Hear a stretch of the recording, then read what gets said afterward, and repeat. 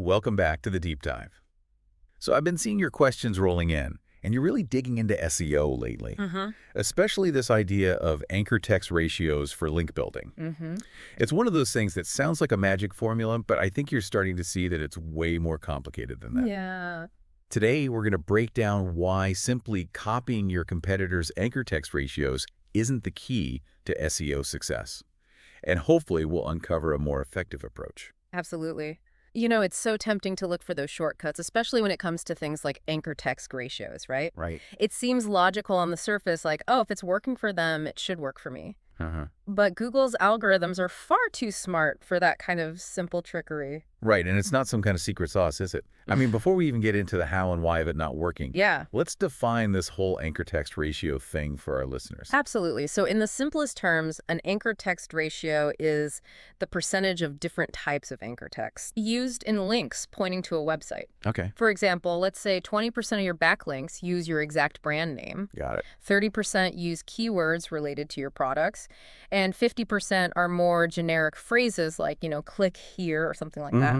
That makes up your anchor text ratio. And the Right. idea is that by analyzing your competitors' ratios and trying to match them, Right. you Wow. can somehow improve your own rankings. Yeah, it's like that myth that all successful students study for exactly 3 hours a day. Right. And so if I can just copy their schedule, then I'm going to ace all my exams. Exactly. But we know it's so much more nuanced than that. Yeah. And in SEO, I feel like link profile is a big part of that nuance. Yeah. Can you explain what a link profile is and why it matters? Sure. So a link profile is essentially a snapshot of all the backlinks pointing to your website. Okay. And it includes things like the anchor text used, the authority of those linking websites, and the overall relevance of those links to your content. Uh-huh. Just like a student's success, is influenced by a combination of factors like their study habits, Yeah. their natural abilities, their support system, so many things. Right.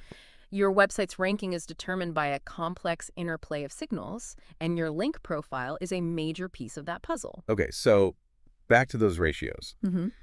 It's not as simple as just saying my competitor has a 40% branded anchor text ratio, so I need to hit that number too. Exactly. And one of the biggest reasons why that is because we simply don't know how Google categorizes anchor text. Mm-hmm. We can try to classify them as exact match, partial match, branded, generic, and so on. Yeah. But that's just our human interpretation. Right. Google may have a completely different system, and we have no way of knowing for sure. So even if we spend all this time meticulously analyzing our competitors' anchor text ratios, Yeah. it could all be for nothing because we're not even speaking the same language as Google. Right. That's a little unsettling, to be honest. It is. And it kind of highlights the fact that SEO is not just a science, it's an art as well. Yeah. We don't have the blueprint to Google's algorithm. It's constantly evolving, Right. and we have to constantly adapt. Instead of trying to game the system with these kind of tactics, it's far more effective to focus on building a natural, organic link profile, Oh. one that really reflects the genuine value and authority of your website. So if mimicking ratios is a bad idea, what does a healthy link profile look like? I feel like authority plays a role here too. You're right. Authority is a big part of it. So think of it this way. A link from a well-established, trusted website, like let's say a major news outlet or a university, Okay. that carries a lot more weight than a link from, say, a brand new blog with no real reputation. So how do we attract those high authority links? It goes back to creating high-quality, valuable content that people actually want to link to. Okay. If you're providing unique insights, in-depth research, helpful resources, people will naturally share and link to your content. Right. And those links will come from a variety of sources with a variety of anchor text, which Right. is exactly what you want. It's like the student who earns top marks because they truly understand the material, not because they crammed for the exam. Right. So rather than obsessing over hitting these specific anchor text percentages, you're saying we should focus on the quality of the content and the authority of the websites that are linking to us. Yes. It's more of a holistic approach to SEO then. Precisely. It's about building a website that genuinely deserves to rank well, not trying to manipulate the system with these artificial tactics. Right. So if we're focusing on building this more natural link profile, are there any patterns we can look for? Especially in those high authority websites, like what kind of links do they attract that maybe we could try to emulate? Yeah, if you start looking at these really authoritative websites, Yeah. you'll notice a lot of their backlinks point directly to their homepage. Okay. Using branded anchor text, like visit brand name, or even just the brand name on its own. Yeah, yeah. So just very, very simple. That makes sense. It's like when you recommend a restaurant to a friend. Right. You're probably just going to say, like, check out restaurant name. Exactly. Rather than, like, giving them a specific link to the menu or something like that. Exactly. It's natural. It reflects how people actually talk about and recommend websites. Right, right. And for Google, those kinds of branded links, I think, are a really strong signal Okay. that a website is a recognized and trusted entity. So building brand awareness actually plays a crucial role in SEO. Absolutely. It all ties together. Yeah. The more people know and trust your brand, the more likely they are to link to you naturally, which in turn boosts your search rankings. Okay, so we've talked about, like, brand links to the home page. Right. But what about links to internal pages? Mm. Should we be aiming for mostly branded anchor text there as well? So for internal pages, you have a little bit more flexibility.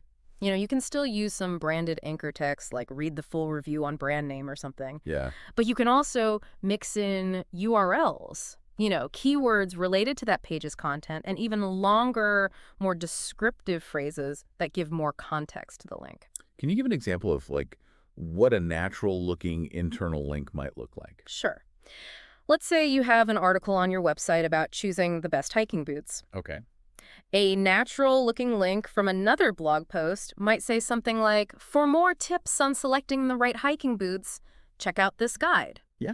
It's relevant, it provides context, it doesn't feel forced or spammy in any way. So it's about thinking like a human, not a search engine robot. That's the key. Yeah. Always ask yourself, would I click on this link as a reader? Right. Does it feel natural within the flow of the content? Yeah. If the answer is yes, you're probably on the right track. Don't overthink it. Yeah. Yeah. This approach definitely requires more thought and creativity, I think. Than just blindly copying competitor anchor text ratios. But it feels more authentic somehow. Yeah. More aligned with, like, the idea of building a website that genuinely provides value. And that's what Google ultimately rewards, right? Right. Websites that offer valuable content, user-friendly experiences, and these natural, organic link profiles. It's not about shortcuts or tricks. It's about building that sustainable online presence Yeah. that's going to stand the test of time. I love that. So to recap for our listener, focusing on creating high-quality content that naturally attracts links is far more effective than obsessing over anchor text ratios. Exactly. And remember, every website is different. Right. What works for one site might not work for another. There's no one-size-fits-all formula for SEO success. Right, which brings us back to that idea of SEO being like an art. It's about experimentation, adaptation, and constantly learning. Couldn't have said it better myself. It's a journey. Yeah. We've covered a lot of ground today. Before we wrap up, I want to leave our listener with one final thought to ponder. We talked about the importance of a natural link profile. Right. But how can you actually analyze your own website's link profile to see if it's healthy or if there are any red flags? That's such a crucial question. Yeah. Because you really need to know where you stand before you can start making improvements. Right. There are some fantastic tools out there that can help you dig into your backlink profile. Okay. But even without those, you can look for some key indicators yourself. Like, what kinds of things should we be looking for? Well, first, pay attention to your anchor text diversity. Okay. If you're seeing a lot of exact match anchor text, especially from low-quality websites, that could be a sign that you've been engaging in some, spammy link building practices. So if almost all of my backlinks use the exact phrase, best hiking boots, Right. that would be a bad sign. It could be. Especially if those links are coming from websites that have nothing to do with hiking or outdoor gear. Okay, that makes sense. Okay. What else should we be on the lookout for? Well, the authority of the websites linking to you is super important. Right. So if you're getting links from really authoritative sites, Yeah. like universities, government websites, well-known publications, that's a really positive sign. But if my backlinks are mostly from, like, random blogs or forums, that's not ideal. Not necessarily. It's all about balance. Right. A few links from less authoritative sites won't hurt you, Okay. as long as the majority of your backlinks are coming from trusted sources. So it's like a student getting recommendations from teachers, Yes. Yeah. employers, and their peers. Exactly. Yeah. And finally, make sure the links are relevant to your content. Okay. If you're a hiking website Uh-huh. and you're getting a bunch of backlinks from websites about knitting, Right. something's not right. That's a good point. Mm. Yeah. It all goes back to that idea of like being natural and organic. Right. If your link profile doesn't make sense, Google will pick up on that. Absolutely. They're constantly getting smarter Yeah. at detecting those unnatural patterns and behaviors. This deep dive has been incredibly eye-opening. I agree. I think we've successfully debunked the myth of anchor text ratios Yeah, and really highlighted a more holistic approach to link building. for sure. Remember, focus on building a website that people genuinely love Mm. and want to link to. Yeah. Create valuable content, build a strong brand, and the rest will follow. Wise words to end on. Yeah. Thanks for joining us on this deep dive into the world of SEO and anchor text. Absolutely. Until next time, happy optimizing.